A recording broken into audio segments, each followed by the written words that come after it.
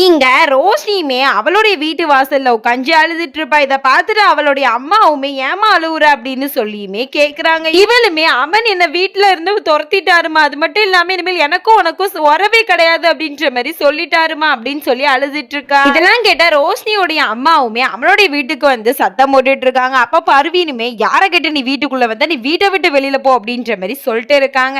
அமன் வந்து என்ன நீங்க என்கிட்ட சொல்ல போறீங்க அப்படின்ற மாதிரி கேட்டுட்டு இருக்கும் போது எல்லா தப்புமே நான் தான் எதுவுமே ரோஷினிக்கு தெரியாது, அவளை நான் யூஸ் பண்ணிக்கிட்டேன் அப்படின்ற மாதிரி சொல்லிட்டு இருக்காங்க. பர்வீனுமே நீ நல்லா நடிக்கிற, உன் பொண்ணு சொல்லி கொடுத்தாளா அப்படின்ற மாதிரி சொல்லிட்டு இருக்காங்க. அது மட்டும் இல்லாம என்னுடைய வீட்டுல அவ எடுத்தா இல்லையா 5 கோடி ரூபாய், அதுக்கு என்ன கதை அப்படின்ற மாதிரி சொல்லிட்டு இருக்காங்க. அப்ப சாய்மாவுமே வந்து என்னாலதான் அவங்க அந்த 5 கோடி ரூபாய் எடுத்தாங்க, என்னையுமே ஒருத்தன் பிளாக்மெயில் பண்ண 5 கோடி ரூபாய் கேட்டு அதனாலதான் அவங்க கொடுத்தாங்க அப்படின்ற மாதிரி சொல்லிடுறா. ரோஷினியோடைய அம்மாவுமே ரோஷினி நான் பெக்காத பிள்ளைதான், ஆனா இனிமேல் அவளை பத்தி அப்படி பேசாதீங்க அப்படின்ற மாதிரி சொல்லிடுறாங்க. அமனுமே அப்போ உங்க பொண்ணு ரோஷினி கிடையாது அப்படின்ற மாதிரி கேட்டுட்டு அமனுமே ரோஷினியை பார்க்க அவளுடைய வீட்டுக்கு போயிருப்பான். ஆனா அங்க ரோஷினி இருக்க மாட்டா, ஒரு லெட்டர் எழுதி வச்சுட்டுமே போயிடுறா. இந்த டிராமாவுடைய ஃபுல் வீடியோ லிங்க் கீழே கொடுத்துருக்கேன், அதை கிளிக் பண்ணி பாருங்க. தேங்க்யூ.